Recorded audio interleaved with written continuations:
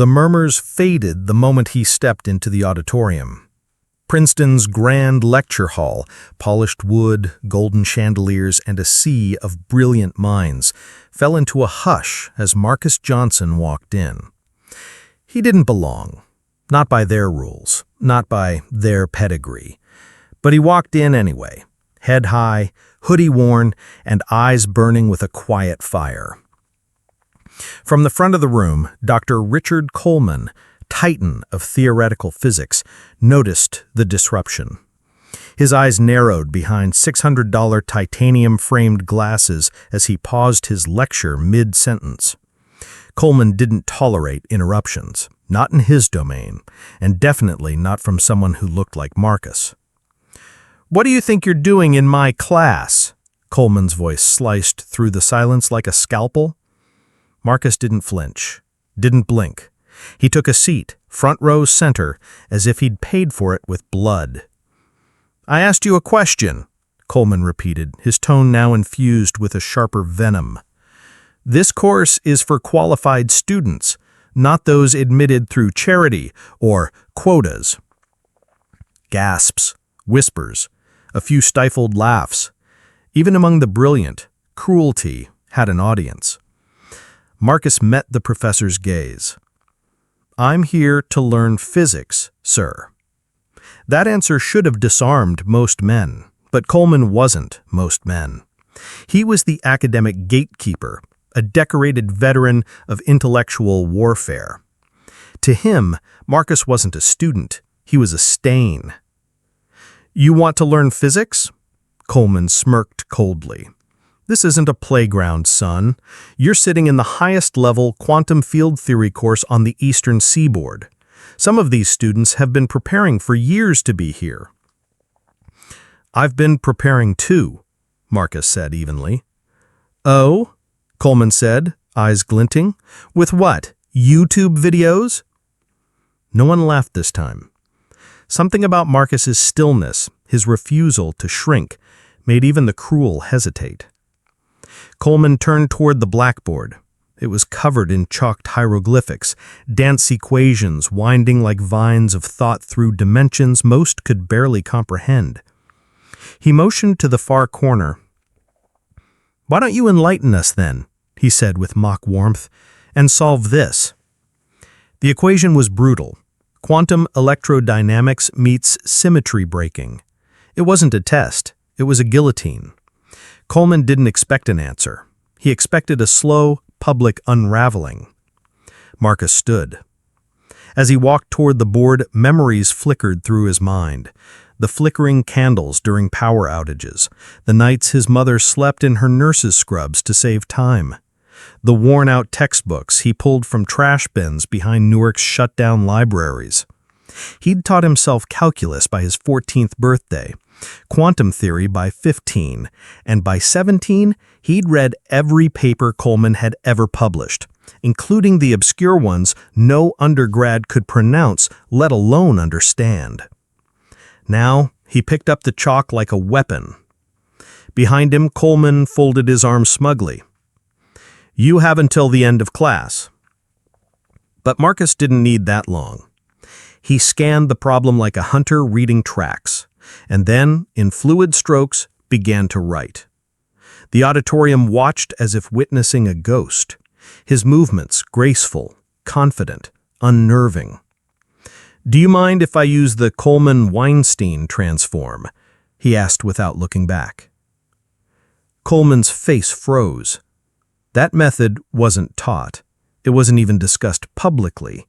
It was buried in a co-authored paper from 2018 that had less than 90 citations, so abstract that even doctoral students avoided it.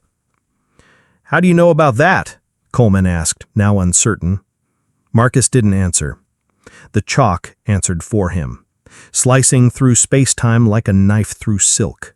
Lines and symbols poured across the board. The impossible started to take shape. Students leaned forward. Some stood. In the fourth row, a young woman named Min Lee, Coleman's research assistant, stared in disbelief. She recognized what she was seeing, not just replication, but evolution. The theory was being bent, reshaped, perfected. Coleman was silent. Not out of respect, but fear. 23 minutes later, Marcus stepped back. The solution was not only correct, it was efficient, elegant, terrifyingly advanced. Coleman walked forward like a man approaching a bomb. He read, reread, then looked up at Marcus as if seeing him for the first time. "You memorized this problem." "No," he replied. "I derived it from your 2020 paper in Journal of Quantum Physics. I modified the process to eliminate unnecessary intermediary functions." Coleman went pale. That paper had been one of his most arcane works, praised in whispers but practically unreadable. Now, this boy had not only read it, but improved it. "Class dismissed. You, my office, now." As the room emptied in hushed disbelief, Min approached Marcus. Her voice was low. "Be careful. He's going to try to bury you. He's done it before." That night, in a musty apartment in Newark, Marcus opened a hidden compartment in the floor. Inside, piles of notebooks, decades-old journals, and a stack of rejection letters from the very university he now walked through like a ghost. 3 times they had denied him. 3 times he'd been told he wasn't competitive. He picked up his laptop, composed a single email. "To the Princeton Physics Department. I hereby formally request enrollment in Dr. Coleman's Advanced Quantum course under the Expanded Access Clause of the Academic Charter." 3 months later, the same auditorium that once echoed with ridicule now stood in complete silence.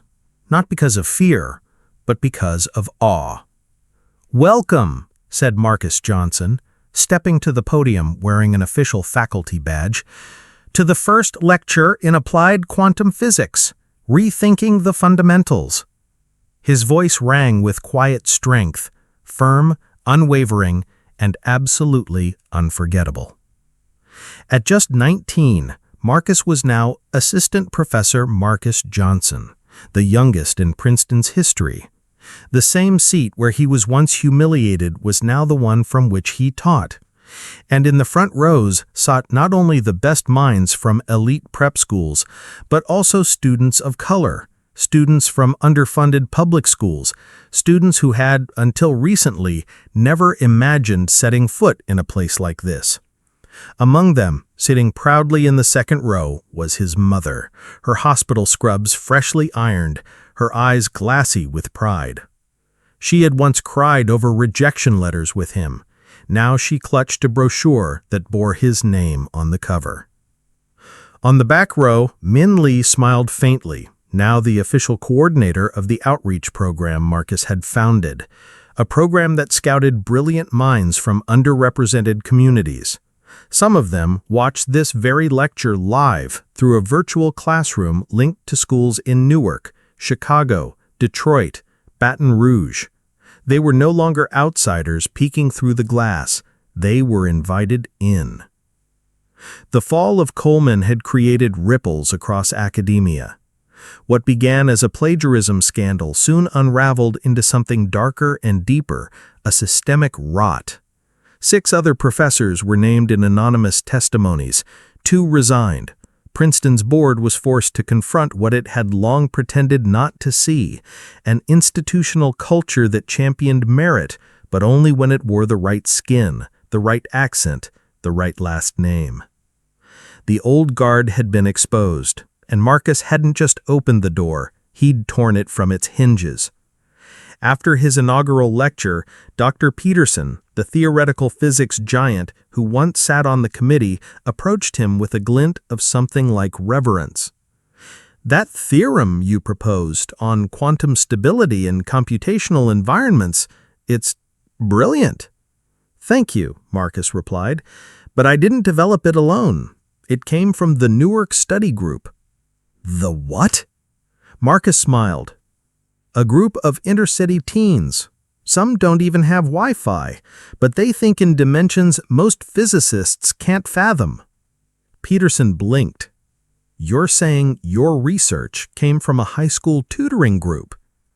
"I'm saying real genius is everywhere," Marcus replied. "We just don't bother to look for it." At the back of Marcus's new office, a room with tall windows and polished floors, sat two framed items. The first, his official Princeton faculty certificate. The second, a rejection letter, yellowed at the edges. The last line still visible.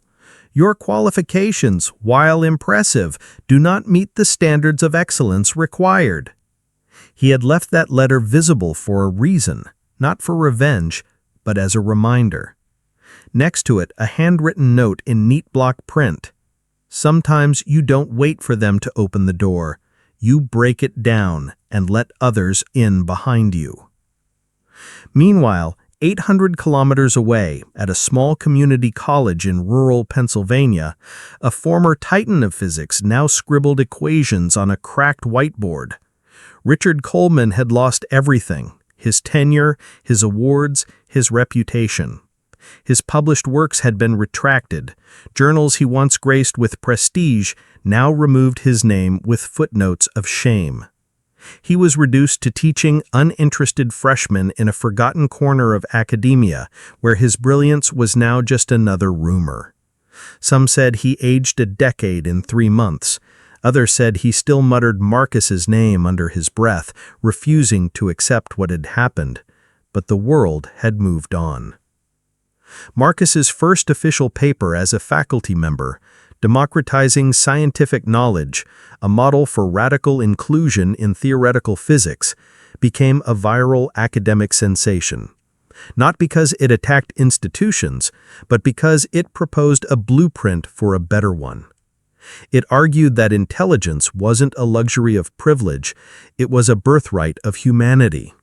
That the gatekeeping of science wasn't just unethical, it was inefficient. It cost the world too much lost brilliance. That paper was discussed not only in Ivy League lecture halls, but in high schools, in community centers, and in research conferences across the globe. More importantly, it sparked something deeper. In Detroit, a 15-year-old girl submitted a paper on black hole evaporation. In Nigeria, a teen group used Marcus's open-source notes to build a particle simulation tool. In rural Texas, a Mexican-American boy who had nearly dropped out of school started a quantum coding club. The revolution wasn't loud, it wasn't violent, but it was unstoppable.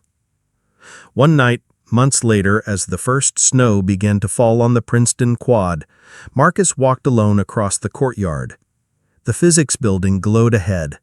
Its glass doors reflected his face, older, sharper, wiser. A group of black first-year students hesitated as he approached. "Professor Johnson?" a young woman asked. He stopped. "We started a study group because of you. Some of us were about to quit physics, but your story, it gave us something." Marcus smiled gently. "I remember being where you are, alone, tired, doubted. The greatest obstacle isn't knowledge, it's being told you don't belong. But you proved you did." Marcus looked at her, his voice low but firm. "When you prove your worth, despite every voice that tells you you're not enough, you don't just open a door for yourself, you create passageways for everyone who comes after you." Back in his apartment, Marcus lit a small lamp on his desk and opened an envelope. Inside, a recommendation letter he was drafting for a gifted kid from Chicago named Elijah. Found by men, raised by a single dad, no official awards, but raw brilliance. Marcus recognized it the moment he read his paper. Before turning in for the night, Marcus paused at the window. Snow dusted the statue of Einstein outside the science building. And for the first time in Princeton's long, cold history, the stars belonged to everyone. By morning, the email had detonated. Under Princeton's obscure but binding expanded access clause, rarely invoked and even more rarely honored, Any student who could demonstrate sufficient mastery could request enrollment in a course regardless of formal admission status.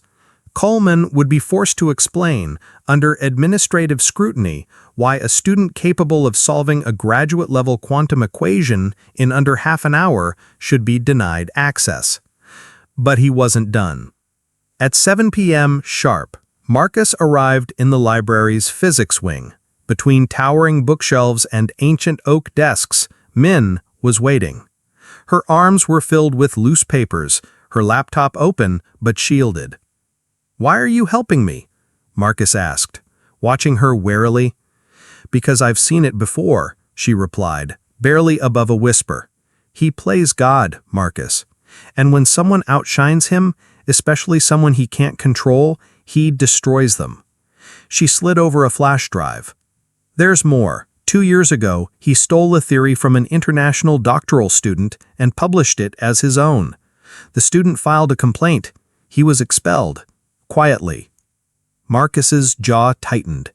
"How do you know all this?" "I was there. I'm his assistant. I saw the draft emails, the original files. He didn't even change the file names." She paused. "The article he's about to publish next, his supposed magnum opus, it's not his. It was developed by Professor Thompson before he died of a heart attack." Marcus took the flash drive. "Are you sure?" "Dead sure. But no one's ever had the nerve or the brains to call him out. Until now." Back in his dim apartment, Marcus stayed up until dawn. He cross-checked equations, combed through metadata, decrypted buried revisions. What he found made his stomach knot. Not only had Coleman plagiarized Thompson's paper, but he'd introduced subtle mathematical flaws that would destroy its validity under peer review, flaws that only a superficial reader would miss. The man the world revered as a genius was a fraud.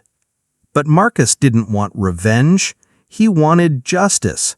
He opened his notebook, handwritten equations, concepts, dreams, and flipped to a clean page. At the top, he wrote in block letters, "Superstring theory and the collapse of academic elitism." Then he began to write. By Thursday, the essay was done. Not the 10 pages Coleman had arrogantly demanded, but 25, packed with original formulations, conceptual extensions, and theoretical applications that danced on the edge of the possible. When Marcus handed it in, Coleman didn't thank him. He simply flipped through the first pages, his face cycling through disbelief, confusion, and finally, something that resembled dread. "This is impressive," he muttered, voice stiff. "I thought so too," Marcus replied, holding his gaze. "You're still not part of this program." "Not yet," Marcus said, "but I will be. The academic committee reviews my case tomorrow at 10 a.m. He blinked. He hadn't anticipated this. He hadn't prepared for the world to question his decisions. That night, 2 lights burned across the Princeton campus. One belonged to Marcus, his modest desk now overflowing with evidence. Plagiarism, falsified authorship, timelines that didn't match, testimonies from other marginalized students Coleman had silenced. 3 had come forward so far, none from the U.S., all of them minorities, all of them buried. The second light belonged to Coleman. He was rewriting, editing, panicking. For the first time in decades, his reputation wasn't armor, it was a target. And then the sun rose. At 10 a.m. sharp, the university's academic committee convened in a high-ceilinged chamber lined with portraits of white-haired deans and Nobel winners.